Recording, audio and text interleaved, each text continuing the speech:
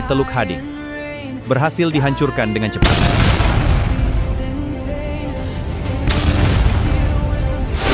F-16 masuk dalam operasi udara lawan laut. Bom Mk-12 dijatuhkan secara presisi ke sasaran. Unsur Striking Force TNI AL melanjutkan duel artileri laut.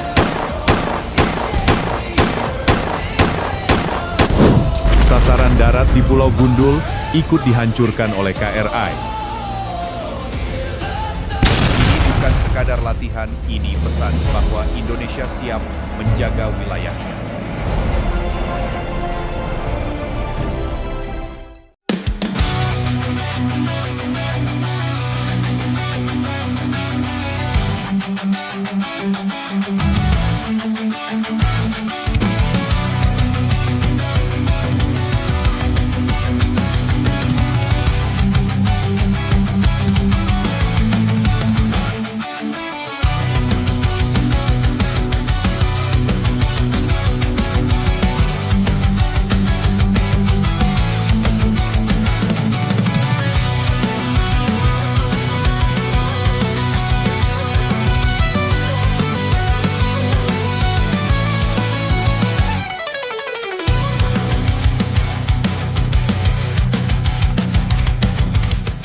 Tahun 2026 akan menjadi salah satu fase terpenting dalam sejarah modernisasi militer Indonesia. Tetangga siap-siap, karena sejumlah sistem persenjataan strategis akan segera diaktifkan. Ini bukan sekadar belanja alutsista, tapi sebuah pesan geopolitik yang sangat kuat. Indonesia serius dalam menjaga kedaulatan dan memastikan stabilitas di kawasan. Sejumlah alutsista canggih yang merupakan hasil pembelian kerjasama strategis dan penguatan sistem pertahanan nasional ditargetkan mulai tiba dan aktif secara bertahap. Mari kita bahas 5 alutsista paling krusial yang diproyeksikan aktif di Indonesia pada tahun ke-2026.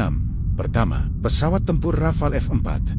Inilah yang akan menjadi tulang punggung kekuatan udara baru Indonesia. Generasi F4 ini bukan sekadar jet tempur biasa, tapi sebuah platform perang udara modern yang berbasis data dan jaringan. Fungsi utamanya adalah untuk superioritas udara jarak jauh, melakukan serangan presisi ke target darat dan laut, serta menjadi pengendali pertempuran udara berbasis sensor fusion. Keunggulan strategisnya terletak pada radar ISAR B2 yang canggih dan kemampuannya membawa rudal jarak jauh atau Beyond Visual Range. Dengan hadirnya Rafale, TNI Angkatan Udara akan memasuki era pertempuran udara generasi 4,5. Tambah UA, Frigat Merah Putih atau yang dikenal dengan desain Arrowhead ke-140, ini adalah kapal perang multifungsi berkelas dunia. Frigat ini dibangun dengan desain dari Inggris dan sebagian besar proses produksinya dilakukan di dalam negeri. Ditargetkan kapal ini akan mulai masuk ke jajaran operasional pada tahun ke-2026. Fungsi utamanya sangat beragam, mulai dari pertahanan laut jarak jauh, misi anti kapal selam, anti serangan udara, hingga pengamanan alur laut kepulauan Indonesia dan perbatasan laut. Kehadiran frigat ini akan membuat kekuatan laut Indonesia naik kelas, setara dengan negara-negara maritim besar lainnya di Asia Pasifik. Ketiga, sistem pertahanan udara jarak jauh.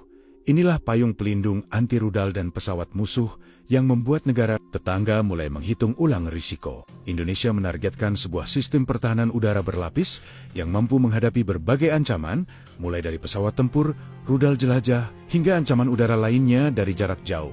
Fungsi utamanya adalah menjaga ibu kota dan objek vital nasional, menutup celah udara strategis, dan tentu saja meningkatkan efek gentar atau deterrence. Perlu dicatat, sistem ini sifatnya defensif, bukan ofensif. Namun, secara strategis, ia mampu menetralisir ancaman udara sebelum mencapai target vital. Keempat, UAV tempur kelas MALE atau Medium Altitude Long Endurance. Inilah yang akan menjadi mata dan tombak senyap bagi Tentara Nasional Indonesia. Drone tempur canggih ini akan menjadi elemen kunci dalam peperangan modern Indonesia mulai tahun ke-2026.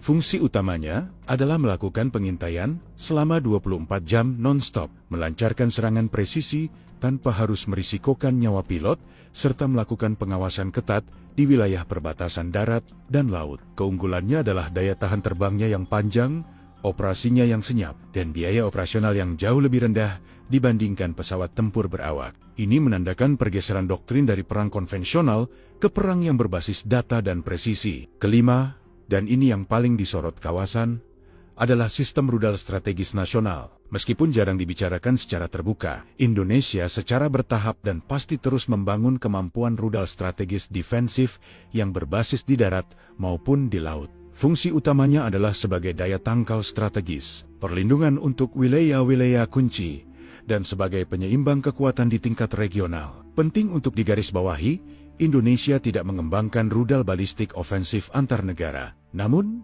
sistem rudal yang disiapkan ini mampu menyerang target jarak menengah dan menjadi respons cepat apabila wilayah kedaulatan negara terancam. Inilah alasan mengapa aktivasi sistem ini sangat diperhatikan oleh negara-negara tetangga. Jadi, apa kesimpulannya? Indonesia di tahun 2026 akan menjadi kekuatan yang diam-diam mematikan. Modernisasi alutsista ini bukan untuk agresi, melainkan untuk menjaga kedaulatan, menutup celah pertahanan yang ada, dan mengunci stabilitas kawasan. Namun, satu hal yang jelas, Indonesia bukan lagi sekadar penonton di peta kekuatan militer regional. Tahun 2026 bisa menjadi titik balik, di mana daya gentar Indonesia benar-benar terasa nyata dan diperhitungkan. Terima kasih telah menonton. Jangan lupa untuk subscribe channel Radio Jampang, dan sampai jumpa di video selanjutnya.